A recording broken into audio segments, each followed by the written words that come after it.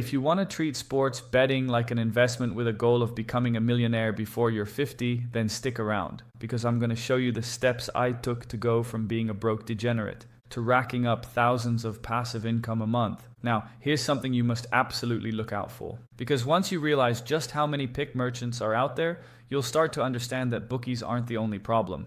Case in point, BetPapi193, and I was like, this guy looks familiar.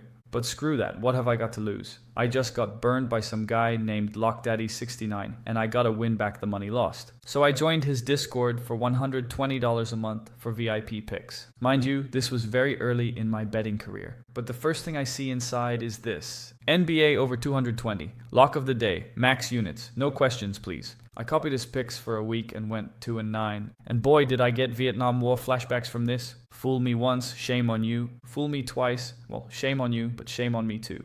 Because if there's one thing I learned from that fiasco, it's that if someone's selling you picks for $120 a month, they're not making money from betting. They're making money from you. And that's why tracking your own bets is non-negotiable. I know that it's probably the last thing you want to do, but they're crucial if you want to get rich in sports betting. They show you your daily wins, weekly gains, and long-term performance all in one place. So if you don't want to start from scratch, you can grab the exact bet tracker I use down in the description. Or if you're watching this video on TV, here's a QR code. Just scan it using your phone and it'll take you straight to my betting template, which leads us to step 2. Because this game isn't about picks of the day, it's about whether the odds are wrong. So let me show you what that actually looks like. Say a sportsbook offers plus 300 on a team, but you know the real odds should be closer to plus 200. Plus 300 means you only need to win 1 out of 4 times to break even. That's a 25% implied probability. But plus 200 implies a 33% chance. So if you bet plus 300 when the true odds are closer to plus 200, you're getting paid more than you should. That's what we call a positive expected value bet. Now yeah, you're still betting on an underdog, and you're probably going to lose most of the time. But say you bet $100 on that line 10 times, and you win just 3 of them, you get $900 in winnings, $700 in losses, which means you pocket $200 as profit. And this is when sportsbooks start sweating and limiting your account. Because now what used to be losing bet slips look like this instead. But spotting plus EV bet doesn't happen overnight. It takes patience and practice. But once you understand the math that pro bettors use, the whole game shifts. So here's one way to look at it. Imagine you're flipping a coin with your friend. It's a 50-50 game, but every time you win, he gives you $2. But when you lose, you only owe him $1. That's basically a money glitch, and you'd be crazy not to flip that coin all day long. So when betting on sports, the question isn't who's gonna win. The real question is this price wrong? Professional bettors only bet on the price, not who they think is going to win.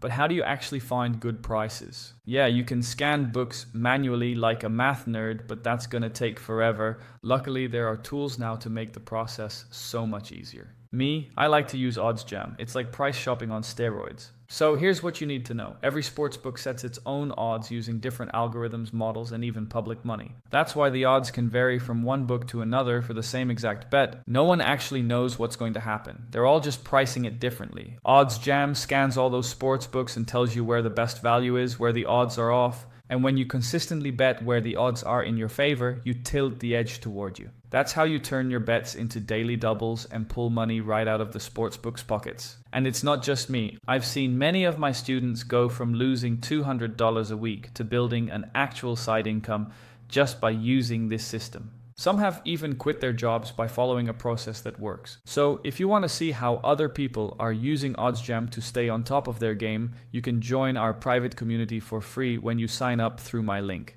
Inside, we share bet trackers, compare results like this, and basically just help each other stay consistent. So if you're ready to join 81 other sports bettors who are absolutely crushing it, click the link in the description. Or scan the QR code on screen to get started.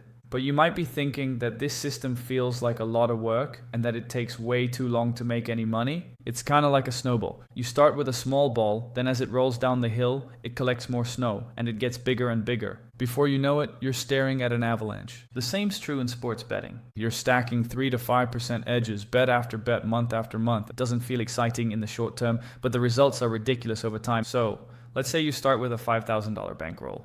You stick to 1% bet size, take 5 bets per day, and only take bets with at least 3% edge. Here's how the math plays out year by year. After a year, you've made $3,000, and after 6 years, you're able to hit the $10,000 per month milestone. And after 10 years, you're basically a millionaire. That, of course, is the ideal scenario. And sometimes it'll take more time to reach your goal. But trust me, these small edges, stacked daily, can add up fast. And this is how sharp bettors grow real bankrolls over time. But that'll only work if you avoid making this huge mistake that can destroy your bankroll in the blink of an eye. So a guy I know was following a system that he thought would turn him into a gazillionaire. It worked for him for a while, and in just 3 days, he turned $200 into $700. He felt on top of the world, so he decided to go all in on a UFC fight. Well, his guy tapped in the second round, and my guy lost his entire bankroll in one night.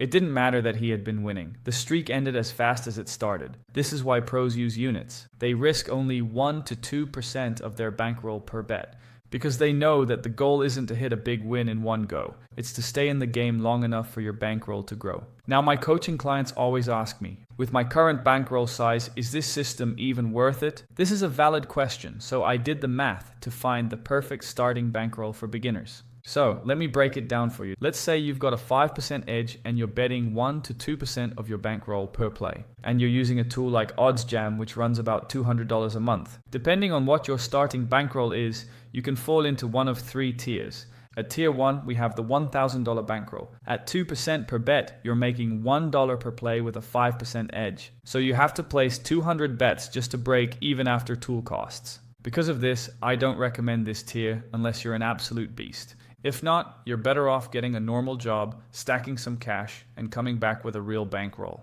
At tier 2, we've got a $3,000 bankroll. And to me, this is the bare minimum if you don't want to be glued to your screen firing off over 10 bets a day. You won't get rich, but it allows you to level up your skills without risking too much money on each bet. That's why the sweet spot is tier 3, which is a $5,000 starting bankroll. At this stage, your tools basically pay for themselves with low volume, and you get a solid ROI on your time. But if you want to see how all of these steps play out in real life, check out this next video where I ran a 7-day challenge using OddsJam. You'll see exactly how that went down, from the bets I placed to the results I got, and the lessons I learned along the way. So I'll put it up on screen now, if you're interested.